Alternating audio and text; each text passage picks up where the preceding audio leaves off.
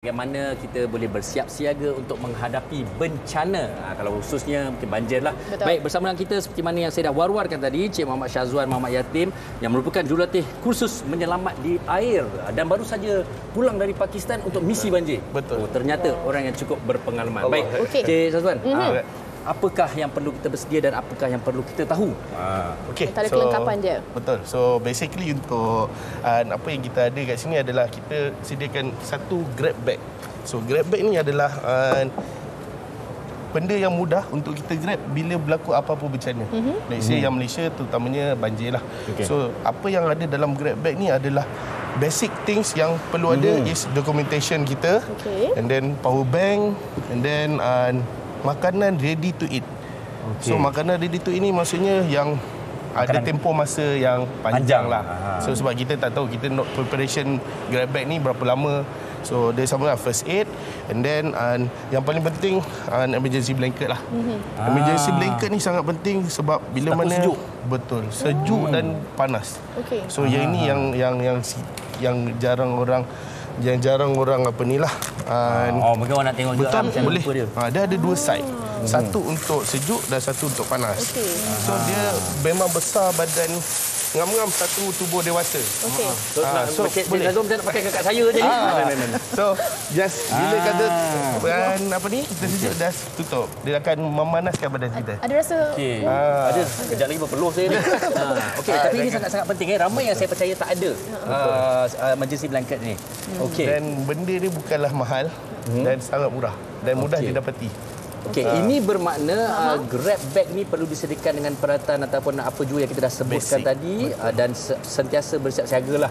Kalau boleh dah siap, ada tak payah tunggu hujan pun tak apa. Betul. Okey, Cik Syazwan, ini kalau kita tengok perkakas ini yang mana kita harus beli dan juga kita kena adakan di rumah. Ada tak untuk mereka-mereka yang ada sebenarnya peralatan di rumah kita boleh guna pakai? Oh, yang tu lagi banyak. Okey, so Seperti? contoh sekarang ni yang kita ada ni kita bawa sabun basuh baju kat rumah. Okey. So botol ni yang kita nampak bila dah habis diguna pakai dia adalah sampah. Tapi sebenarnya bila kita guna reuse balik dia boleh jadi pelampung. Betul. So bila jadi pelampung ni macam mana? Ada cara dia lah.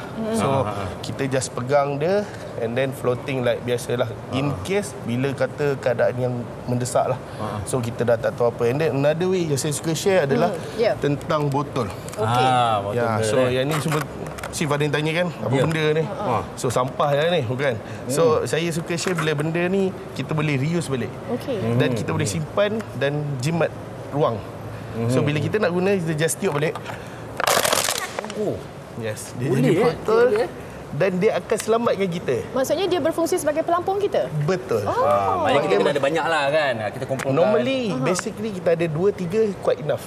Botol 1.5 liter. Lagi besar lagi bagus lah kiranya. Yes. So yang ini cara guna just masuk dalam baju 2 dan floating. InsyaAllah untuk kalau kata nak tunggu rescue daripada pihak agensi penyelamat sampai insyaAllah memang sangat membantu. Sebab ini telah digunakan pakai lama di luar negara jugalah. Okey, mungkin puan saya ni boleh komen juga. Ini yang sebenarnya untuk kalau kita nak menunggu bantuan daripada pihak berkuasa kan kita boleh adakan langkah-langkah ini dulu. Yang ini betul. Yang macam Cik Syazwan beritahu ni kalau kita selain kita menggunakan botol kosong, sebenarnya yang sini saya tengok tadi ada plastik. Kalau plastik sampah ni sebenarnya boleh kita gunakan sebagai pelampung. Ya, kalau emergency kita tak gunakan. terfikir kalau kita tak terkena. Kita gunakan apa yang ada di sekeliling kita. Kita kena sharp lah pandangan kita tu. Gunakan sebagai pelampung. Kita boleh Mungkin isi. Cik Syazwan boleh tunjukkan juga. Sambil-sambil Sama. ni. Ya. Dia ada 2. Dia just kita bagi dia masuk angin Angin saja.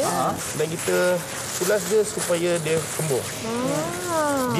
Kita benda ni adalah macam cakap ini adalah alternatif lah. Betul. So kalau kata kita boleh sediakan yang paling tebal, kita ada ketebalan dia. Betul. So Jadi tahan mungkin lama lagi lah. lama lah. Sebab kita tak tahu untuk rescue sampai contoh macam baru ni kat Shah Alam pun besar. Ya. Tempat yang besar. So the way is mungkin kita ada pelampung ni dalam masa yang singkat. So mungkin kita prepare 2-3 plastik. Mungkin. So itu antara orang kata alternatif dia lah. Okey. Okey, sebelum perkongsian Cik Syazwan seterusnya, biasanya puan saya ni kalau kita ada masyarakat yang terlatih dan juga prihatin seperti Cik Syazwan dan mungkin pasukan-pasukan NGO yang lain. Lalu ramai orang bertanya tentang koordinasi kalau berlakunya bencana ni. Kadang-kadang orang menyandarkan kepada bomba mesti selamatkan kami, sedangkan ini adalah satu koordinasi yang bersama. Ya, betul. Sebenarnya bila berlaku kecemasan semua orang sebenarnya panik. dan masing-masing nak selamatkan diri sendiri dan juga keluarga. Jadi bila pasukan penyelamat tu lambat sampai, rasa macam marah, rasa macam bimbang. Kebimbangan tu mesti ada dalam jiwa kita sendirilah. Itu normal kita sebagai manusia kan. Jadi sebenarnya bila berlaku sesuatu kejadian, contohnya banjir lah, pasukan penyelamat biasa dari agensi contoh bomba, daripada kadang-kadang agensi yang lain lah membantu untuk menyelamatkan mangsa. Tapi pada masa yang sama, NGO pun banyak membantu. Banyak membantu. Cumanya dari segi koordinasinya, NGO ni perlulah melaporkan diri kepada pusat pengurusan bencana tu. Jadi kita boleh koordinatkan bahagian mana yang dia nak pergi, bahagian mana yang belum kita selamatkan. Jadi kita boleh kata macam sweeping, mana cari mangsa ikut tempat. Jadi tidak ada mangsa yang tertinggal. Sebab dalam situasi bencana semua orang minta diselamatkan dahulu. Tapi prioriti kita sebagai anggota penyelamat, kita memang akan bagi prioriti kepada keluarga emas, kita bagi menyelamatkan orang ibu mengandung, OKU, kanak-kanak kan. Itu kita selamatkan dulu. Bila kita dah selamatkan itu, kita akan pergi melihat pula bantuan kepada mangsa-mangsa yang lain. Tapi pada masa yang sama sebenarnya NGO membantu. Mereka pergi menghantar bantuan makanan, menyelamatkan mangsa. Cuma koordinasi itu. Koordinasi itu penting supaya mereka sebelum mereka masuk ke kawasan tu, mereka kena laporkan dulu dia kepada tak bercanggah, tak terlebih, tak terkurang. Bukan apa dari aspek safety. Betul. Dari aspek safety sebagai penyelamat pun kita kena pentingkan keselamatan anggota penyelamat. Kalau mereka tak safety mereka tak kita pertimbangkan, tak kita titik beratkan, bagaimana mereka nak menyelamatkan orang lain. Betul. Setuju. Silakan Syazwan. Bila masa yang jadi kita kat Shah Alam baru ni, sebenarnya anggota agensi yang terlibat ni memang diorang dah penat. So sampai satu masa tu, mangsa yang ada di situ terlalu ramai, diorang sendiri dah penat. So macam mana diorang nak rescue orang? So dengan bantuan NGO, bila ada koordinasi yang cantik, adalah sangat yang sangat perlu terancang lah. Sebab NGO pun macam Cik Syazwan mempunyai terlatih. Dan mereka juga ada pengalaman daripada negara lain. Jadi boleh kita share knowledge tu, boleh share kita punya skill, jadi untuk mantapkan lagi aspek penyelamatan kita. Okey. Cik Syazwan, ini saya kira kat rumah Fatin pun ada ni juga untuk anak dia. Okey. Ini yang kita dah tunjuk alang-alang ada di sini. Bagaimana cara kita nak menggunakannya ataupun demo mungkin kita nak tunjukkan. Dan juga pelampung pun ada segalanya. So basically yang kita nampak ni adalah pelampung kolam lah. So ini adalah orang kata alternative way lah. So mungkin Farid boleh nak tengok contoh. So nombor contoh saya masuk okey, boleh. Ini sebahagian daripada program kita hari ni. Okey.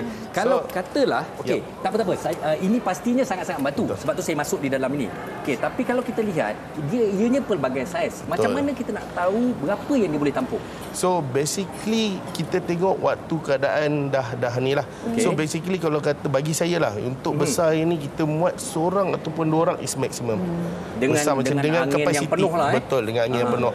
So ini bukanlah saya cakap adalah yang boleh menyelamatkan kita, tapi ini alternatif. Sebab kita dah mungkin dah tak tahu sangat apa yang terlintas. Sebab bencana ni bila berlaku, macam puan cakap, kita panik. So bila panik ni, benda tu tak semestinya salah dan tak semestinya betul. So kita rasa mana yang boleh pakai, proceed. Kita yakin benda tu. Ini yang paling ringkas. Ya, kalau ringkas. ada life jacket lagi bagus ni. Fatin, life jacket Fatin nak bagi ni. Okey, kalau Cik Syazwan, kita nak kita menyelamatkan warga emas dulu. Ada keutamaannya. Betul. Tapi untuk haiwan-haiwan bagaimana, ataupun ada tips juga? Betul. So yang ni the best way lah untuk kita adakan pelampung besar ni. Betul. So mungkin bila kita dah ada life jacket, so kolam ni kita boleh guna untuk binatang peliharaan ataupun apa ni lah yang untuk kita selamatkan sekali. So mungkin that time kita dah ada pakai life jacket, so mungkin kita boleh floating, but bukan adalah cara yang selamat lah sebenarnya. Tapi alternatif lah. Alternatif. Benda ni kita cerita bila kita dah berada dalam keadaan bencana. So fokus kat Malaysia ni adalah banjir lah. Tapi sebenarnya banyak lagi lah bencana yang ada kat Malaysia ni. Kita nak kalau katalah, sorry Fatin. Okey, kata dalam keadaan macam ni, adakah kita dinasihatkan sekarang ni, satu banyak situasi tak dijangka, life jacket juga perlu kita ada standby di rumah atau macam mana agaknya pendapat? Bagi pendapat saya, satu rumah, 2 life jacket, alhamdulillah. Sebab bukan apa, kita tak jangka event yang jadi kat Shah Alam. Bila ada benda ni sangat bantu. Sebab normal life jacket ni kita boleh tampung dalam 4 jam ke 8 jam, depend on pemakaian. So kalau kata kita ada, dia ada banyak type of life jacket juga sebenarnya. So ini yang general lah, yang mudah didapati. So amount pun tak mahal. So mungkin boleh just prepare standby kat rumah, like macam first aid. So mungkin at that time mungkin bila nak jadi tu ada dah. Ini kita cakap bila nak jadi ni kita ada orang kata persediaan awal. Nak apa tu? Pendayung nanti sampai. Okey, lepas tu Cik Sazwan, saya nak tanya juga untuk pemilihan jaket ataupun saiz dia. Kita tak nak beli dah suntuk kan, kita nak beli awal-awal. Saya minta izin saya bangun. Ada saiz yang kecil. Okey, nak tunjuk life jacket ni. Minta maaf. Tumpang. Okey. Pemilihan life jacket ni. Ini betul ke saiz Fahrin? Betul. Ini normal saiz dewasa lah. So kita ada untuk kanak-kanak. Kanak-kanak ni kalau boleh yang kita nampak yang ada jual dekat kedai macam alat sukan dan sebagainya, pantai yang pelampung yang macam ni. Tapi kalau boleh kita ada yang ada yang macam yang Fahrin pakai ni tapi bersaiz kecil. So mungkin lama sikit boleh tahan. Kami pun anggota penyelamat sendiri pun kami memang kita beli life jacket ni yang saiz dewasa. Pada masa yang sama juga kita beli untuk saiz kanak-kanak. Sebab kita punya mangsa tu tak kira pelbagai saiz. Jadi bila kita keluarkan mangsa tu, kita bawa dia keluar, risiko dia memang air.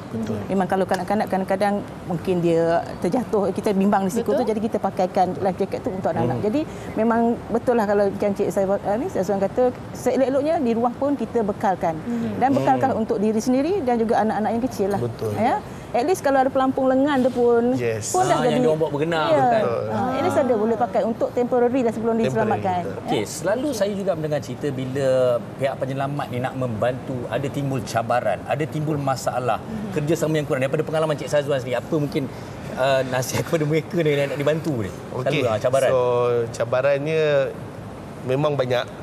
So normally kita cuma harapkan dia bagi kerjasama bila mana apa yang kita minta. Contoh yang baru jadi ni macam bukan baru jadilah kat Malaysia yang awal tahun ni dekat Shah Alam tu, kita minta dia untuk keluar sebab kita nak bawa keluar sebab kita tak tahu paras air makin naik ataupun menurun at that time. So bila mana kita suruh keluar, diorang tak nak keluar sebab diorang rasa tingkat 2 tu adalah selamat bagi diorang. So cabaran dia bila mana kurang kerjasama daripada inilah masyarakat. Tapi ada yang bagi kerjasama yang bagus. Tapi bila bagi kerjasama yang bagus, bila kita tengah bawaan macam yang kepentingan dulu, orang mengandung ke orang tu, dia sibuk nak join juga. So kita perlu keutamaan dia. Macam first saya dapat message kami sampai kat sana adalah bomber request kami, you ada boat, you ada rescue, minta tolong ambil, dia ada info, dia minta tolong ambil ibu mengandung. So kami terus tak ada ni, terus pergi hantar tim rescue bawa keluar dulu. So ibu mengandung kita tak tahu sebab masa tu malam tu memang gelap, memang pihak bomber pun dah penat, pihak agensi lain pun dah rasa macam rasa kita perlu membantu sama kita at that time masa itulah. Bukan cabaran untuk mangsa saja, cabaran untuk yang menyelamat juga. Betul. Mungkin puan boleh kongsikan juga bagaimana sebenarnya untuk kita nak ada, kalau dalam panik tu kita faham tengah panik, tapi kita yang nak menyelamat ni pun kita sedaya upaya bantu yang sebaik kan? Yalah, yang pentingnya kita diri sendiri kita sendiri, sebabnya kita tahu risiko tu ada kan. Jadi kita kena bertanggungjawab lah. Kalau kata kita sebagai anak-anak tahu orang tua kita berada di kampung tinggal seorang, jadi kita ambil orang tua kita bawa balik bersama, duduk dengan kita, pastikan keselamatan mereka. Kalau ada orang tua di kampung, kalau ada orang OKU ataupun orang-orang yang sakit yang memerlukan rawatan menggunakan mesin, contoh gas, yang tu pun masyarakat kena prihatin. Bukan masyarakat anak kita sebagai anak-anak ataupun kita sebagai ahli keluarga, tetapi masyarakat setempat. Contohnya kami juga menggalakkan penglibatan bomber komuniti masyarakat setempat untuk membantu menyalurkan maklumat kepada dia punya jiran-jiran tangga sekiranya paras air naik.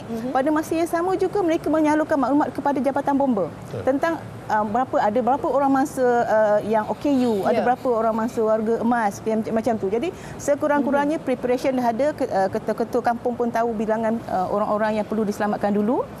Pada masa yang sama juga isi rumah pun kurang kebimbangan kerana yang perlu diselamatkan pun dah kita bawa keluar. Dan penting adalah preparation tadi. Kena preparation. Bila kita prepare, kita dah tahu apa yang kita perlu grab. Jadi kita dah tahu apa tindak-tindakan perlu yang kita perlu ambil. Kita tak panik. Okey, dah cakap grab apa? Ini grab ni ada tali ni, seringkasnya ni Wan, tali ni juga perlu kita sediakan Betul, basic lah. Antara alatan yang mungkin kita boleh ada dalam grab bag kita. Okey.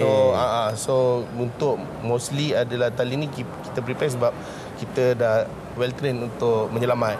So tapi untuk yang kira apa yang biasa ni lah. orang awam pun boleh guna pakai, mungkin at that time penyelamat dah tak ada, tali dah habis. So you all ada. So orang awam ada dan turut membantu. Okey. So Syazwan, untuk merumuskan kembali, okey, mari kita kembali ke meja ni, beritahu kembali kepada para penonton apa yang mereka perlu ada satu persatu. Sediakan daripada sekarang grab bag ni. Kita ingat, ambil senarai ni. Okay, first bag. Okey. Bag ni sesuai badan lah, dalam 20 ke 30 liter. Yang paling penting bagi saya personally, saya suka warna yang terang. Supaya kita bawa ni, kita tak tahu mungkin ada time apa yang jadi. Warna ni kadang dapat membantu kita. Sama juga dengan life jacket. Kenapa dia warna orange? So sebab dia warna terang. So and then another thing is adalah personal first aid. First aid kita, and then headlamp ni sangat perlu. Lampu lah, torchlight. Yang boleh diikat lah. Betul. Yang paling penting zaman sekarang ni adalah power bank. Power bank dan alat komunikasi kita, betul. Dan yang ni lah, makanan ready to eat. Ready to eat yang kita boleh buka, just makan. Dan air mineral. Dan yang paling kalis air pun ada. Ini untuk apa? Untuk kita simpan documentation kita. Yang penting lah. Yang penting. Untuk pasport kita ke apa ke. Dan saya percaya pakaian yang sesuai lah. Betul, pakaian sesuai. So pakaian ni mungkin untuk memanaskan kita waktu malam nak tidur bagi selesa. So selain kita ada thermal jacket tadi, thermal blanket emergency tadi lah.